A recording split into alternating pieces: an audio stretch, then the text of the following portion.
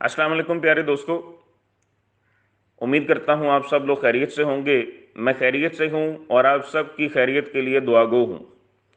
जी जनाब, बिल्कुल अगर आप ये वीडियो देखे बगैर फर्स्ट ईयर अंग्रेज़ी के समंदर में छलांग मारेंगे तो आपको ऐसा ज़बरदस्त 440 वोल्ट का झटका लगेगा कि आपका संभलना तकरीबन नामुमकिन है। तो लिहाजा बेहतर है कि आप पहले इस वीडियो को ध्यान से देखें, सुने, समझें और उसके बाद अपनी फर्स्ट ईयर अंग्रेज़ी को बिला खौफ व ख़तर हाथ लगाएं। इस सारी बात का मतलब ये है कि जब भी हम बगैर नॉलेज के कोई भी काम शुरू करते हैं, चाहे वो पढ़ाई है, कारोबार है, कोई रिश्ता है, कोई ताल्लुक़ है, तो हमें 99% नुकसान का सामना करना पड़ता है। लिहाजा कोई भी काम शुरू करने से पहले उसकी प्रॉपर नॉलेज का होना बहुत ज़रूरी है।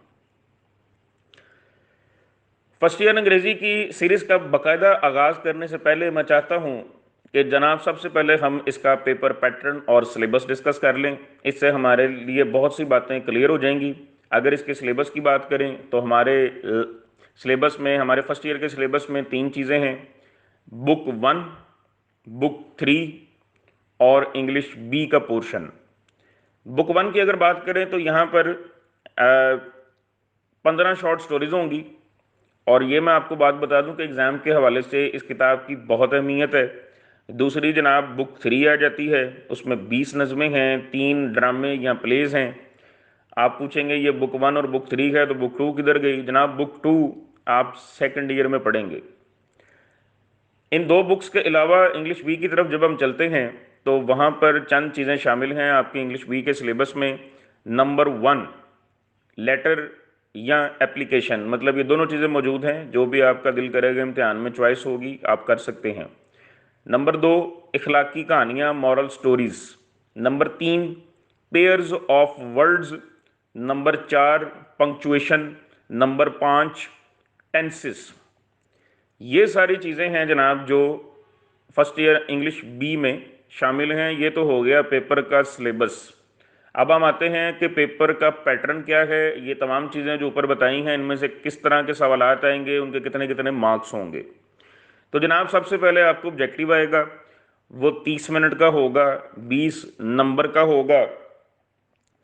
इसमें आप देखेंगे कि एग्जामिनर्स का ज़्यादा झुकाव इंग्लिश ए की जानिब है। वो ज़्यादा ऑब्जेक्टिव के सवालात इंग्लिश ए में से देंगे।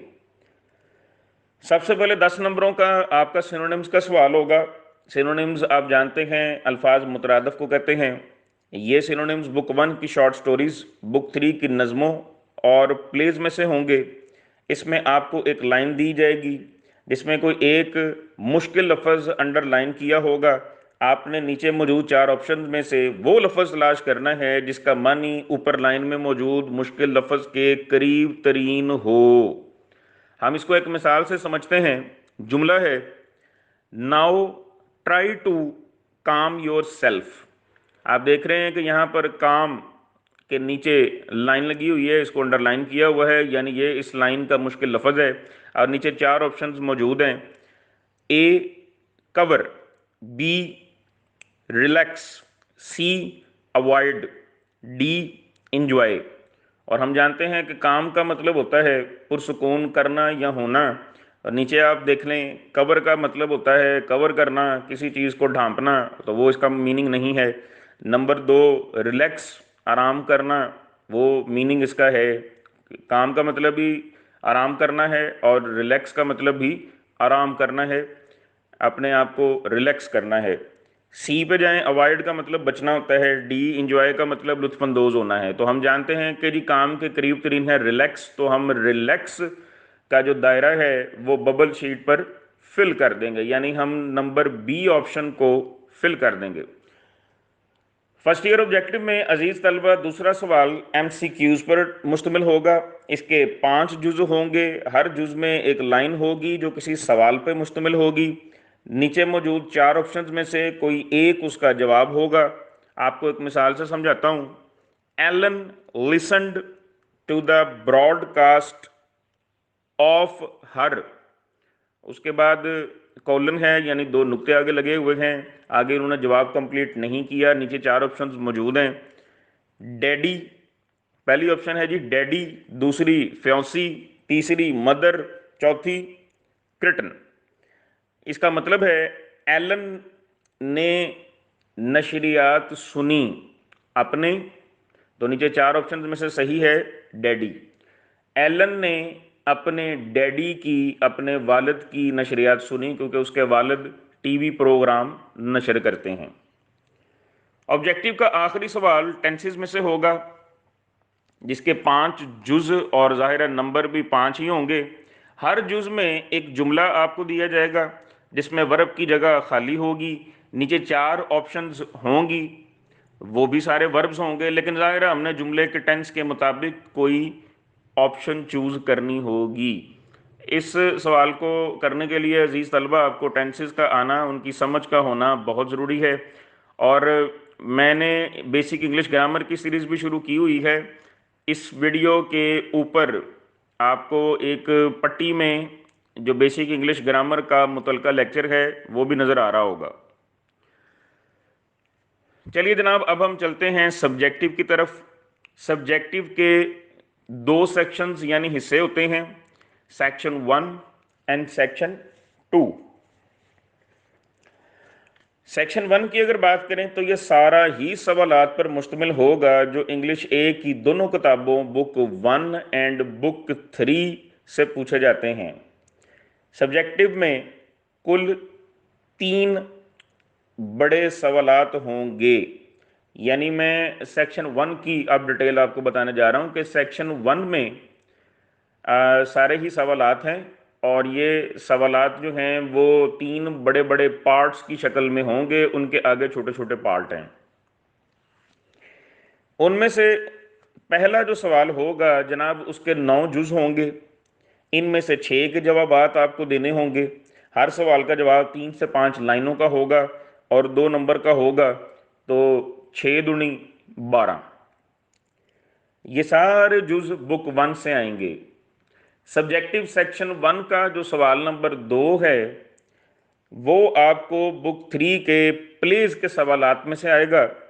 इसमें 8 जुज होंगे, 5 के जवाब आपको देने होंगे। उसी तरह हर सवाल का जवाब 3 से 5 लाइन का होगा, 2 नंबर का होगा, और पंजू दुड़ी 10। सब्जेक्टिव का तीसरा सवाल बुक 3 की नज़मों में से आएगा। आपको नज़मों में से सवालात पूछे जाएंगे, इसके जुज होंगे जनाब 6, आपको जवाब देने होंगे 4 के, तो ये टोटल बनेंगे 8, यानी 4 दूनी 8। तो इस तरह से आपका सेक्शन 1 कंप्लीट हो जाएगा। सेक्शन 1 में मैंने आपको बताया सारे ही सवालात हैं। पहला जो सवाल होगा वो बुक 1 की शॉर्ट स्टोरीज में से होगा, उसके 9 जुज होंगे, 6 के जवाब देने होंगे। दूसरा जो सेक्शन होगा वो प्लेज में से होगा, 8 जुज होंगे, 5 के जवाब देने होंगे। तीसरा जो सवाल है वो नज़मों में से होगा, आपको 6 सवालात पूछे जाएंगे, 4 के जवाब आपने देने होंगे। अब हम सेक्शन 2 की तरफ मूव करते हैं। तो सेक्शन 2 का पहला सवाल होगा कि जी फलाने टॉपिक पर लेटर लिखिए या फलाने टॉपिक पर कोई एप्लीकेशन लिखिए। नॉर्मली बच्चे एप्लीकेशन की तरफ जाते हैं क्योंकि उनका पैटर्न और उसका जो मवाद होता है वो थोड़ा लिखना होता है, तो नॉर्मली बच्चे एप्लीकेशन की तरफ मूव करते हैं। इसके 10 नंबर होंगे। सेक्शन 2 का जो दूसरा सवाल होगा वो इखलाकी कहानियों का होगा। इखलाकी कहानियाँ आपको 2 दी जाएंगी, उनके इखलाकी असबाक दे दिए जाएंगे और आपको कहा जाएगा कि किसी एक अखलाकी सबक पर आप कहानी बिल्ड करें। इसके भी 10 नंबर होंगे। सब्जेक्टिव का जो अजीज तलबा तीसरा जुज होगा, सब्जेक्टिव का सेक्शन 2 का जो तीसरा सवाल होगा, जो ओवरऑल पेपर का 7वां सवाल बनेगा, इसके 3 जुज हैं। पहले जुज में बुक 3 में से किसी भी नज़म की कोई सी 4 लाइनें आपको दे दी जाएंगी, आपको उनकी तशरीह करनी है। तशरीह का मखसूस तरीका है जो हम बाद में तफसील के साथ इंशाल्लाह पढ़ेंगे। इसके 5 नंबर होंगे। आपको इस तशरीह में शायर का नाम बताना है, नज़म की तशरीह करनी है, मरकज़ी ख्याल बताना है, मतलब ये कि इसका एक मखसूस तरीका है। इसी सेक्शन 2 के तीसरे सवाल के दूसरे जुज में आपको किसी भी शॉर्ट स्टोरी से एक या दो लाइनें दी जाएंगी और आपको कहा जाएगा कि जनाब इसको पंक्चुएट करें, जहां फुल स्टॉप लगना है लगाएं, जहां कॉमा लगना है लगाएं। उन्होंने नहीं लगाया होगा, आपको पुट करना पड़ेगा। इसके अलावा जो इस सवाल का तीसरा छोटा जुज होगा उसमें आपको 7 पेरो वर्ड्स दिए जाएंगे, आपने 5 के जवाब देने होंगे, इसके नंबर भी होंगे 5, यानी आपने उनमें से 7 में से 5 पेरो वर्ड्स के जुमले बनाने होंगे। सेक्शन 2 का आखिरी सवाल जो जाहिर है पेपर का भी आखिरी सवाल है, जिसका ओवरऑल नंबर 8 बनता है, ये ट्रांसलेशन का होगा, जिसमें इंग्लिश बुक 1 की जो शॉर्ट स्टोरीज हैं उनमें से इंग्लिश का कोई भी एक पैसेज आपको दे दिया जाएगा और आपको कहा जाएगा कि इसकी उर्दू करें। इसके 15 नंबर होंगे, लेकिन ये उन तलबा के लिए है जिनका ताल्लुक प्योरली पाकिस्तान से है या जिनका मीडियम उर्दू है, जो पाकिस्तान से ताल्लुक नहीं रखते, बैरून मुल्क से यहाँ पर पढ़ने आए हैं, या जिनका पाकिस्तान में रहते हुए पढ़ने का मीडियम इंग्लिश है, वो ये ट्रांसलेशन का सवाल नहीं करेंगे, वो अंग्रेज़ी को उर्दू में ट्रांसलेट नहीं करेंगे। उनको एक टॉपिक दे दिया जाएगा जिस पर उन्होंने एक मजमून लिखना होगा। तो ये हुई तफसील जनाब आपके फर्स्ट ईयर पेपर के पैटर्न की और सिलेबस की। आपको किसी चीज़ की समझ ना आए तो आप बार बार वीडियो को रिवाइंड करके रिवर्स करके तफसील जान सकते हैं, लेकिन मैं फिर आपको यही हिदायत करूंगा कि पूरी तफसील लिए बगैर फर्स्ट ईयर अंग्रेज़ी में छलांग ना मारें। आपको 440 वोल्ट का झटका लगेगा जिससे संभलना, जिससे रिकवर होना तकरीबन नामुमकिन है। आपसे नेक्स्ट वीडियोस के लिए इजाज़त चाहूँगा। नेक्स्ट वीडियो तक मुझे इजाज़त दीजिए। इंशाल्लाह ताला अगली वीडियो के साथ जल्द ही आपकी खिदमत में हाज़िर होऊंगा। तब तक अल्लाह हाफिज़।